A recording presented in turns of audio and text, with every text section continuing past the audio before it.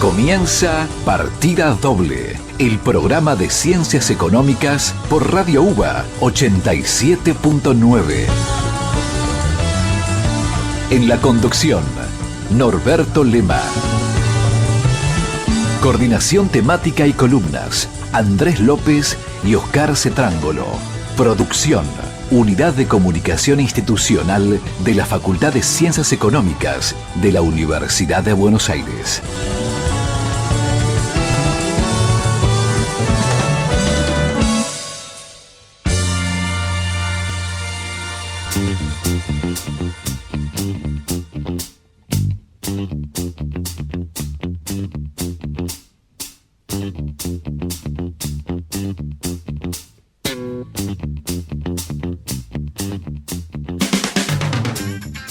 Arrancamos la vuelta de Partida Doble al programa de la Facultad de Ciencias Económicas a Radio UBA. Estrenamos estudio dentro de la facultad, ¿sí? Y estamos saliendo por Radio UBA. Lugar muy lindo que tenemos que agradecer a las autoridades de la facultad, en especial a nuestro gran amigo Chiche Flores. Vamos a presentar a nuestro staff, como siempre. Doctor Oscar Cetrángolo, ¿cómo le va? ¿Cómo anda? Muy bien. ¿Todo bien? Acá me desbarbijo para saludar. Muy bien, muy bien. Igual hay que usar barbijo ahora, no, ya está. No, pero me pareció que quedaba bien sacarse el barbijo como un signo de reinicio. Perfecto. Le pido que se acerque al micrófono. Ahí. Tenemos acá, ahí lo veo con pose de radio. Puede mirar a la cámara, tenemos cámara ahora también. Mire. Podemos saludar. Puede saludar. Estamos todos acá en cámara. ¿Cómo le va, doctor Andrés López? Yo lo voy a imitar a Oscar, me saco el barbijo también. Muy bien. bien. ¿Cómo acá, andan? ¿Bien? Acá estamos inaugurando este lugar. Muy lindo, ¿no? Claro. Bien. Está muy bien. Bueno, saludemos a nuestro invitado. Saludamos al lado, nuestro amigo Roberto Bizán, que Me desbarbijo. Sí, totalmente. De vuelta al pago. Exactamente.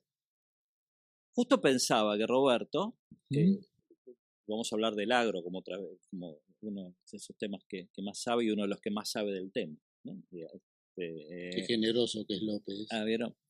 Es generoso. Y pensé, como ustedes saben, el público sabe, el agro está sufriendo unas transformaciones muy importantes. Justamente recién Roberto nos contaba de un patentamiento de bovinos en Estados Unidos, etcétera. Y acá estamos en la naranja, ¿no? Este espacio es naranja, la naranja mecánica, me acordé, ¿no? Eso fue un adelantado. En la naranja mecánica sí. fue un primer paso en la 4.0 en el agro, ¿o no? Exactamente. Claro. Visionario. Visionario, Rinus Mitchell, Es un buen punto. Innovación tecnológica en el agro. Bueno. Bien. ¿Cómo arrancamos? Bueno, arranquemos. A ver, tenemos presentado a nuestro invitado del día de hoy. Cuéntenme si ustedes pensaron en algún tema para reabrir la temporada de Partida Doble.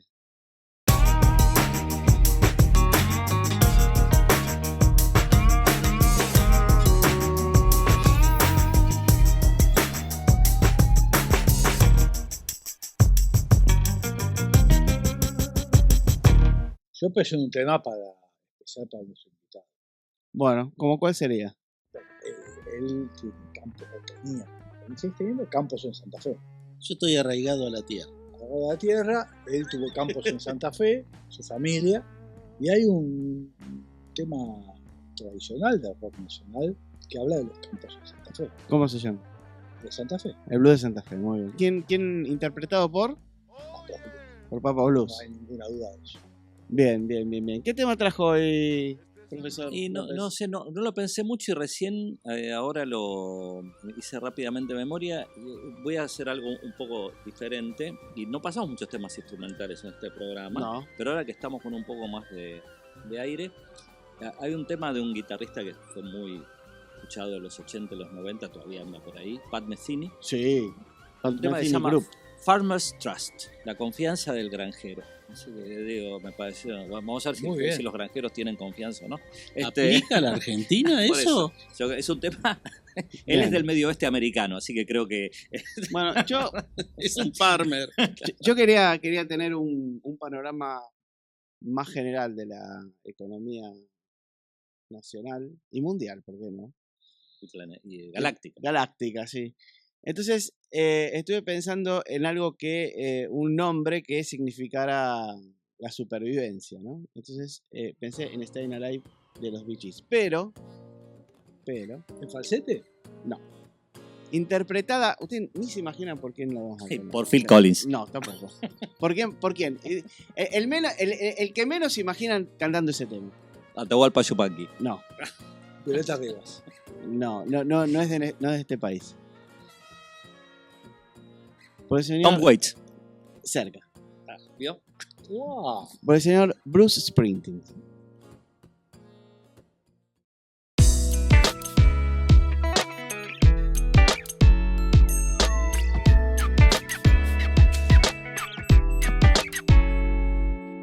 Arranquemos con nuestro invitado.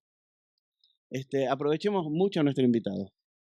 No, un tema que está en el debate desde hace un tiempo en todos estos días intensificados de la guerra y con los datos de inflación, etcétera, es el precio de los alimentos en Argentina, lo cual nos vuelve al tema de la inflación, más el tema de las retenciones, etcétera, y han habido propuestas de distinto tipo de aumentar las retenciones, de crear fideicomisos, etcétera.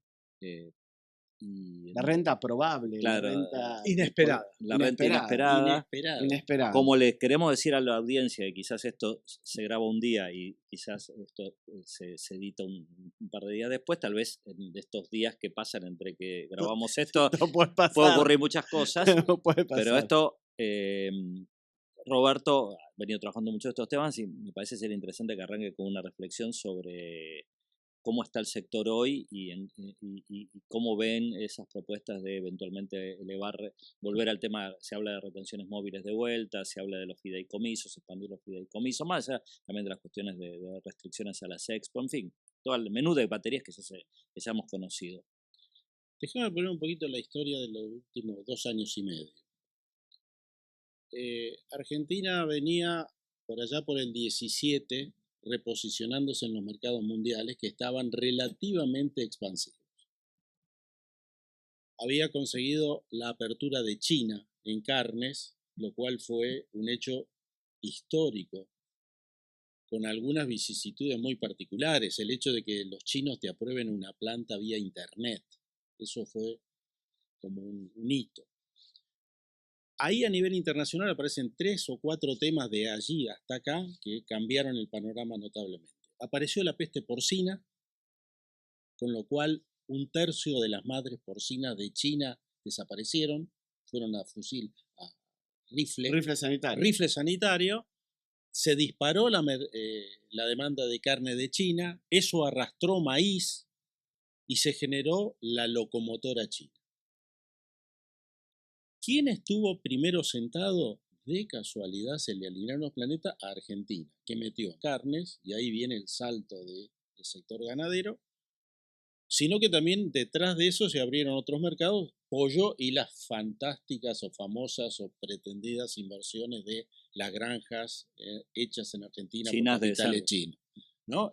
Era la agroindustria 2 en serie. Nosotros tenemos sector primario bueno, agroindustria interesante en la primera etapa, variopinta en la segunda etapa industrial con marca, producto diferenciado y más variopinta todavía en lo que es marcas, comercialización y llegada a los mercados europeos. Ese panorama pintaba espectacularmente bien y aparece la pandemia. La pandemia viene de China a Estados Unidos. Estados Unidos es el primero que tiene un shock muy fuerte. Se retrasa en el comercio internacional y notablemente la Argentina levantó 90 millones de toneladas en el 2020 sin mayores episodios y los colocó en el mercado mundial, pum para arriba. Eso explica cierto aire comercio exterior argentino. Europa se retrasó y Argentina avanzó. Ahí empezaron a aparecer los primeros problemas de tensiones internas en el 2021 Y en el segundo semestre del 21, o en la cosecha gruesa del 21, hay un fenomenal tema de sequía de la cosecha gruesa que bajó algo así como 20 puntos en términos físicos, lo que es la producción de Argentina, y eso el mercado frente a la atonía de Estados Unidos, Brasil que tomó parte del mercado, Paraguay que creció rápido, le generó a la Argentina un hueco interesante. Ojo, ahí empezaron a prestar la atención con el mercado interno. Sobre llovido mojado, Putin decidió volver a la diplomacia del siglo XX, o sea, la diplomacia de territorio y recurso tomado por la fuerza, y explotó el mercado porque Ucrania es el eje del trigo y del maíz. Ucrania no lo teníamos en el mapa. ¿Cuánto produce de trigo y maíz Ucrania? Digo, comparado con Argentina, por ejemplo. 2 veces. ¿2 veces lo comparado con Argentina? 2 veces. Y es el granero de Europa. Y además, toda la zona es la zona de salida de girasol, maíz, a través de los puertos del Mar Negro. Ahora, mi pregunta es respecto de Ucrania. ¿Ucrania tiene producción de maíz y trigo el doble de Argentina porque se dedica a ese cultivo o por la capacidad de tierra cultivable? Bueno, tiene las mejores tierras están en esas, las mejores tierras del mundo. Ah, ok, mejores que las argentinas. Son las famosas tierras negras, ¿no? Las famosas tierras negras, pero tienen el problema de 4 meses congeladas o bajas temperaturas. Pero los ciclos de producción posteriores que se están iniciando ahora, o deberían estarse iniciando ahora, son trigos de rendimientos superiores, digo, de una capacidad y de una calidad fenomenal. Pero además está el otro lado. Rusia es un exportador de gas y es el segundo exportador de NPK y de urea, que son los 2 insumos básicos de la agricultura moderna. Un país como Brasil estaba importando 15 años atrás 9 millones de toneladas de esos 2 productos, y en el último año previo al conflicto de Rusia estaba importando 42 millones de toneladas de fertilizantes. O sea, los precios se te dispararon por un lado, se restringió la oferta física, y se te restringieron las ofertas de todos los insumos agropecuarios industriales basados en gas y en petróleo. ¿Y cuánto consumía Argentina de urea y cuál era el otro elemento? NPK. NPK. Argentina importa todo NPK y aproximadamente un 20-25% de urea. La única planta que tiene Argentina es Profértil, no alcanza para el mercado local, esa chupa el gas de Tierra del Fuego. Ahora, perdóname, la urea se extrae a partir del gas. Del gas. Okay. Del gas. Entonces tenés un efecto tijera. Los precios se van, pero los insumos se te van también. Se te van al doble y al triple sin posibilidad de conseguirlos. Y tenés un tercer elemento que pasó desapercibido, que son los fletes internacionales, se duplicaron o triplicaron en valor. Entonces la ecuación hay que mirarla en su contexto en conjunto. Tenés 20-25% menos de físico, de grano grueso, tenés suba de precio sustantivo, que dicho sea de paso, todo parece ser llegó para quedarse, porque la cosecha que sembraba Ucrania ahora está siendo invadida por los tanques, los campos. Eso no va a entrar en los próximos 6 u 8 meses.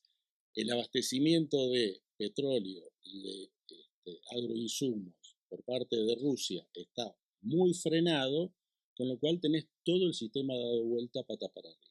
O sea, no es solo un problema de precio, es un problema de costo, cantidades y rentabilidad. Bueno, con la urea te sumo algo.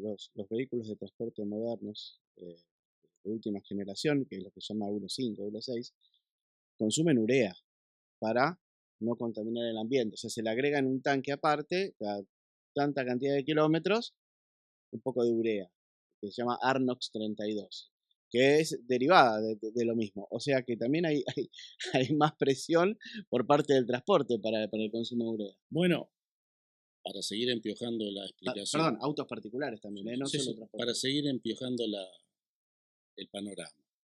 El precio del petróleo se dispara, la oferta se contrae y el hueco o el agujero fiscal que te aparece por nafta y por gasoil en época de cosecha nos pone nervioso a todos los argentinos. y del otro lado alguien levanta la mano, alguno con tonada cordobesa, y dice, mirá vos, si hubiésemos hecho una buena ley de biocombustibles, hoy tendríamos parte del problema solucionado en cambio de estar exportando maíz. Ahora, entonces, si yo leo bien lo que me estás diciendo, lo que nos estás diciendo es que esa aparente ganancia inesperada, de la cual habló el ministro, viene del otro lado un costo inesperado, ¿no? Digamos, no es todo, el delta de rentabilidad no hay que descontarle los aumentos de los insumos, Son los fletes, márgenes, etcétera. son márgenes positivos, digámoslo abiertamente, pero no son márgenes extraordinarios, y no te olvides que es P por Q, y Q es por .80, por la caída en físico de las cosechas de los granos gruesos dada la sequía. Entonces, estás en un panorama donde hay alta incertidumbre y eso complica tremendamente porque la gente está levantando la soja y pensando qué va a hacer para la próxima cosecha en términos de costo de reposición, lo cual es un problema sustantivo porque tenés una demanda internacional que vuela y tenés incertidumbre de cómo financiás la próxima cosecha, y además la cosecha pasada, cuando subieron los precios, ya estaba toda vendida. Porque cuando se restringió la cantidad, todo el mundo, hubo un primer salto de precios y todo el mundo vendió ahí. No esperó, no sabía que iba a venir Putin. Claro. Entonces la ganancia especulativa seguramente quedó en algún fondo internacional que tomó la posición ex ante. Vos dirías que hay inciertas ganancias inesperadas. Hay inciertas ganancias esperadas, y a favor del compañero Cetrangolo, esas liquidaciones hechas in advance de fines desde mediados del 2001 son lo que te explica cierta soltura del balance fiscal, porque adelantaron ventas al exterior y colocaron la plata de las retenciones a las exportaciones. Eso no te va a entrar entre abril y junio de este año, que era la lógica tradicional. Bien. O sea que al día de hoy estamos en una encrucijada bastante complicada respecto de todo lo que tiene que ver con el sector. Claro, porque es Por más que se produzca mucho más de lo que se está produciendo, igual estamos en una encrucijada. Estás en una encrucijada casi estratégica, porque vos podés hacer una primera posición, decís, ¿se acuerdan lo de Malvinas? Mirta Legrand buscando joyas para tapar, etcétera. Me contó mi papá porque yo era muy chiquito, no sé. No, Oscar estaba en esa línea. Hoy estás buscando a nivel internacional mercadería para colocar en el exterior, aceite de girasol, trigo, etcétera, y el mercado mundial te lleva todo lo que vos querés. Entonces, la pregunta es, ¿cómo manejás un exceso de demanda internacional frente a escasez en una posición donde vos sos un potencial líder internacional? Pisás el acelerador, industrializás el agro más allá y te volvés un país agroindustrial en serio, o volvés a hacer algún tipo de priorización a capa y espada para toda la sociedad argentina del precio de algunos productos. ¿Cuál es la posición en este caso del gobierno argentino? El gobierno argentino te dice, vamos a tratar por todos los medios de desdoblar el impacto de los mercados internacionales sobre el consumo local. Léase, en petróleo, el barril criollo, en agro, a través de una mezcla entre derechos de exportación, restricciones físicas a las exportaciones y eventuales fideicomisos para comprar a precios A y venderlo a la etapa industrial a precio B el insumo para que no pegue sobre el índice de precio. Pero si yo restringo la exportación, ¿cómo hago para poder solventar a los mercados internacionales que me están pidiendo el producto que yo tengo? Bueno, ahí es la decisión que tiene que tomar Argentina. O subsidia a los que lo necesitan de manera explícita y pisa el acelerador en las exportaciones agroindustriales y de otro tipo de bienes, o baja los precios a todo el espectro del mercado. El sector va a leer esas señales y seguramente va a tener un comportamiento conservador. Entonces, Roberto, expectativas. Expectativas. Probablemente tengamos algún ruido en la siembra próxima de trigo.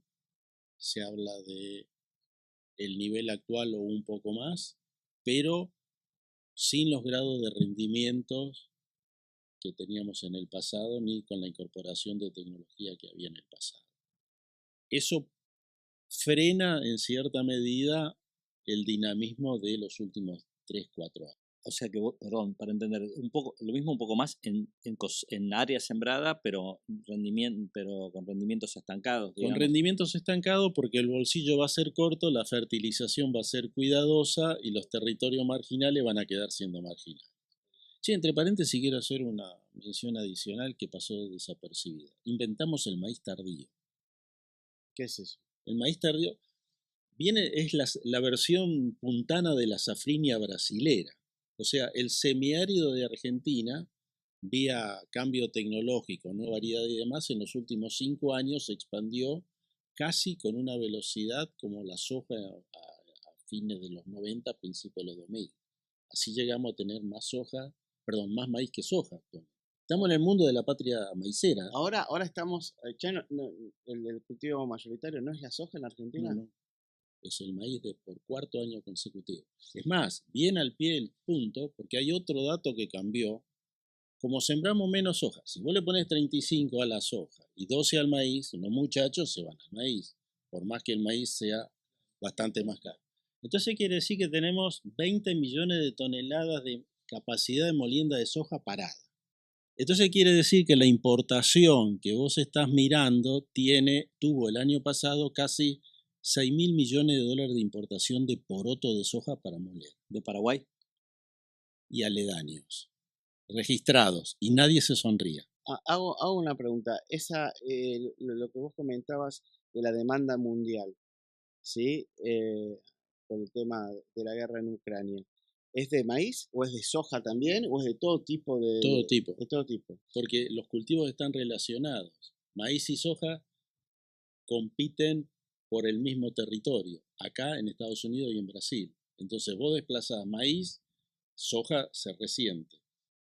Ahora, esto que vos decís, creo, no sé, corregime, se me ocurre, es interesante en términos de repercusión sobre lo que llamamos acá conflicto distributivo, porque cuando la estrella es la soja, acá no se consume soja, entonces hay menos tensión, ¿no?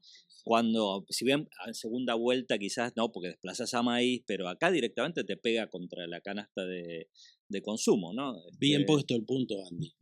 Yo creo que hay que mirar un poquito los números con cuidado. Dato mata relato. Lo que vos estás teniendo como retención afecta básicamente a soja en términos de volumen, porque es el 35 sobre 37, 38 millones de toneladas, en grano o molida, como te guste. Eso no está en el índice de precios. O sea, el argumento de yo pongo más retenciones en soja por precio al consumidor, eso no camina. Es un problema estrictamente fiscal. En la otra punta, si mirás lo del último mes, no sé qué hora es, debe haber salido el último índice de precio minorista que salió. Está muy claro que los productos frescos son los que lideran. Sin embargo, los productos frescos no se exportan. O sea, hay otra razón dando vuelta en el índice de precios de los productos agropecuarios frescos que están impulsando a las uvas que no lo vas a atacar con retenciones. Claro. Lo que sí es cierto, lo que marcaba Andrés, es que el maíz empezó a tener centralidad no como producto de consumo directo, sino como abastecedor de alimento para pollo, cerdo, algo de vacas, ya sea para carne o para leche. Entonces, el maíz es como el punto crítico. Si vos restringís maíz y bajás el precio, amarrás el precio de cerdo, huevo, aves, etcétera, etcétera. O sea, no es la reconfiguración que teníamos en la cabeza 20 años atrás, donde vos decías, carne, leche, trigo, pan son exportables y de ahí vienen las retenciones y eso le pega el índice de precio consumidor. Ahora tenés soja, biodiesel y algún otro producto que son fuertemente exportables, tienen altas retenciones, efecto fiscal puro, pero no efecto índice de precio directo. Y tenés un conjunto de 10, 12 puntos dentro del IPC, índice de precio consumidor, que son productos frescos prácticamente no exportables. El pimiento no exporta. Hortalizas, los de hoja verde y de muy perecedero. Esos tienen un coeficiente de exportación de menos del 5%. Ahora, ¿por qué subieron esos? Bueno, eso tiene que ver con la dinámica inflacionaria que tiene la Argentina de cómo se fijan los precios y con alguna desestructuración de la cadena de oferta. Vos tenías tomate que venía 3 meses de Corrientes, 2 meses de tal otro lugar de Cuyo, otro pedazo que venía de Salta. Con la pandemia eso se cortó. Tuviste 1 año y medio, 2 años con tráfico interrumpido, problemas de sequía, problemas COVID, etc. Y te aparecieron los del periurbano haciendo productos intensivos. Cuando vos haces productos intensivos en Berazategui, bajo cubierta, tenés alquileres, casi el modelo de la soja. Claro. Tenés insumos agropecuarios muy fuertes porque rotan muy rápido y jaque a la que viene ahora. El alquiler de esas quintas, porque se hace sobre tierra es en La Plata, la zona de La Plata, donde está la comunidad boliviana. Bueno, sí, no solo, eso es lo original. Sí, ahora lo tenés en Mar del Plata y en toda ciudad de más de 60.000 habitantes. Eso te compite contra el precio de la tierra del country. Con lo cual el alquiler se te va para arriba. Entonces ese tipo te dice, yo te hago intensivo, pero ya no es la agricultura hortícola extensiva de ciclo largo. Es intensiva de 4 cultivos por año y eso te cambió el modelo. Ahora, y roga que no te caigan piedras. Sí, tenemos que no. No, porque te rompen las cubiertas y te desarma todo el esquema como pasó hace 20 días atrás. Me quedo picando una pregunta de cómo cerraste la primera parte. Porque ese es un debate que también ha habido, ¿no? Vos dijiste, bueno, exportemos y subsidiemos la demanda a quien necesite subsidio de la demanda. Ese es un esquema que no se ha aprobado en la Argentina, hasta donde yo recuerdo, por lo menos en los últimos años, en donde vos, en vez de intentar mantener los precios bajos restringiendo las expo, poniendo retenciones, le das directamente transferencias adicionales a las personas debajo de la línea de pobreza, por ejemplo, ¿no? Digamos, ¿que eso tiene alguna viabilidad y cuál es el costo fiscal de eso? Bueno, ese es el modelo que usa Estados Unidos de manera muy afinada desde hace 25 años. Un voucher o una tarjeta empalmada en este caso con todos los mecanismos que hay de asistencia a los deciles más bajos de distribución del ingreso que elimina intermediación. Ahí hay un problema severo de economía política. Severo. ¿Hay algún horizonte de expectativas, por decirlo de alguna manera, de que irrumpa algo que pueda modificar el escenario al día de hoy? Tanto en un nuevo cultivo, una nueva opción internacional, en algo. A mí me parece que estamos al borde de la tercera vuelta, o de la tercera revolución internacional, en todo lo que sea ya no agropecuario, biológico. El criterio general es que, para hacerlo simple, hasta ahora vos lo que tenías era una tecnología que era común a cualquier predio. Ahora viene 3.0. O sea, a cada lote de 5x5 lo podés mapear, podés identificar qué característica tiene el suelo, cómo es el microbioma, ponerle la semilla correspondiente y alimentarla de acuerdo a ese contexto. Y 5 metros más allá podés hacerlo también. Argentina está jugando bien en ese. ¿Tiene con qué? Tiene, Andrés lo sabe mejor que yo, unas 250 Hacktech que están sensorizando la cosecha, la siembra, con una precisión espectacular. Tiene biotecnología aplicada. Ahora, lo que era la biotecnología transgénica de 15 años atrás, ahora los muchachos están hablando de la edición génica y del bioma del suelo. porque hemos descubierto que no solo vive la plantita, sino que el ADN de la plantita funciona en relación a cómo se mueve en el contexto ambiente. Y ahí hay microorganismos, hay 10.000 microorganismos por cada decímetro cuadrado de tierra, que se conocen. Ahora, Bueno, ahí estamos posicionados. y esto es muy puntual que tiene que ver con lo transgénico y la biotecnología. Yo recuerdo que hace un tiempo, cuando hubo una negociación de exportación a la Unión Europea vía Mercosur de productos agropecuarios, Francia se había opuesto firmemente a productos argentinos por el tema de el toqueteo transgénico de los productos. ¿Esto qué sucede en Europa? ¿Hay países que no aceptan productos transgénicos o que por lo menos transgénicos de determinado tipo? Francia pone el principio de prevención. Just in case. Vos dijiste transgénicos. Entonces mis reacciones son dos. Primero, el gran mercado no está en Francia. El gran mercado está en Oriente. Y Oriente tiene más hambre que prevenciones, para decirlo de una manera brusca. Y China acompaña el desarrollo biotecnológico empezando a fijar los estándares. Entonces, yo me escaparía del problema de las regulaciones europeas y lo miraría hacia una nueva reinserción internacional. Segundo, transgenia es muy relevante, pero hace 7 años se descubrió algo que es la edición génica, que es el switch off, switch on de cada ADN con sus respectivas características de expresión mediado por una determinada síntesis orgánica. Eso lo descubrió Lenoir. Eso implica que vos no tenés que mezclar una variedad con otra, una especie con otra. Quiere decir que la reacción regulatoria ahora empieza a pasar por otro canal. Argentina tiene 22 eventos de edición génica que se están trabajando inscritos en el Ministerio de Agricultura. En todo este despelote macroeconómico y social que vivimos, eso sigue funcionando. Perdón, 6.7. 6.7 es el número. Desagregado. Todavía no sé, está ahí que habría que mirar el informe del INDEC. 6.7 tenemos. Es el número que había adelantado el ministro de Economía en un programa. Sí, pero Había dicho pasamos que- más cerca del 6, ahora estuvimos muy cerca del 7.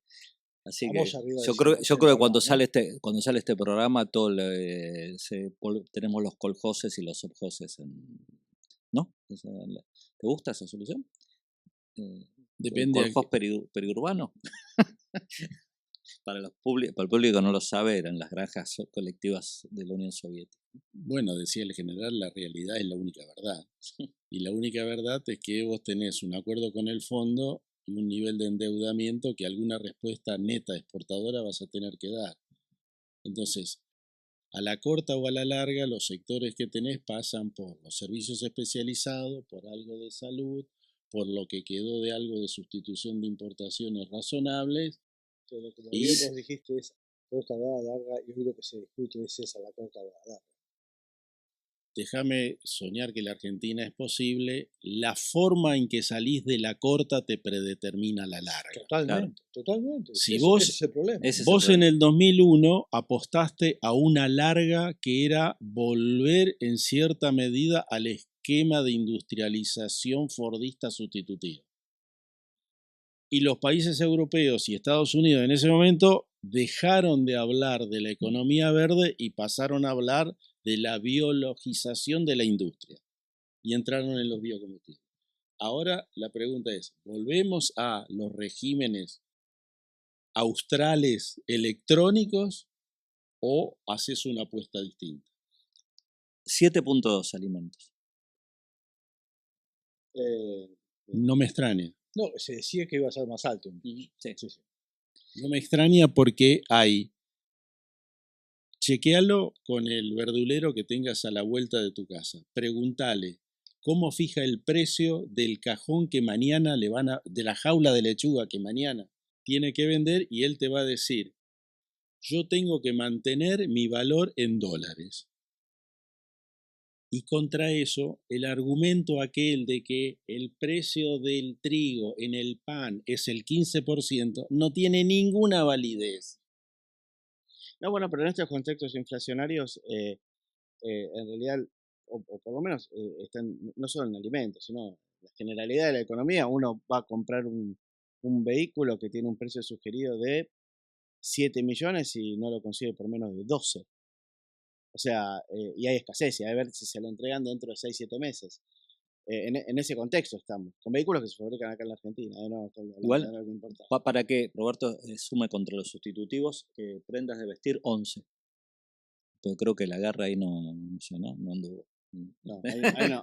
Bueno, a mí me preocupa no el 11, me preocupa que esa tendencia viene desde hace 12 o 18 meses, que vos estás deslizando precio de sectores protegidos por arriba del promedio. Dada la inercia no es fácil. Hay mucho de expectativa en todo eso. Sí, claro. Y recuerdo el viejo artículo de Frenkel, 79, 80, los markups, cuando se escapa la inflación, crecen. ¿Les quedó algo pendiente con nuestro No, invitado? agradecerle a Roberto y Vale. vamos a seguir charlando. Yo miraría la alacena a ver qué stock tengo. Hay que comprar fideos, como decían en una época cuando había, No, había algo. es un chiste que pretende reflejar la conducta media de los argentinos cuando el número pasa 6 por mes y empezamos a pensar en mes y no en años. Claro, es grave. Gente, pero acá creo que casi todo el público conoce el interés compuesto, pero 6 y 7 por 12 acumulado te manda otro régimen de inflación del que veníamos. Más complicado. Gracias por escucharnos. Semana que viene, misma hora, misma radio. Gracias. Chao.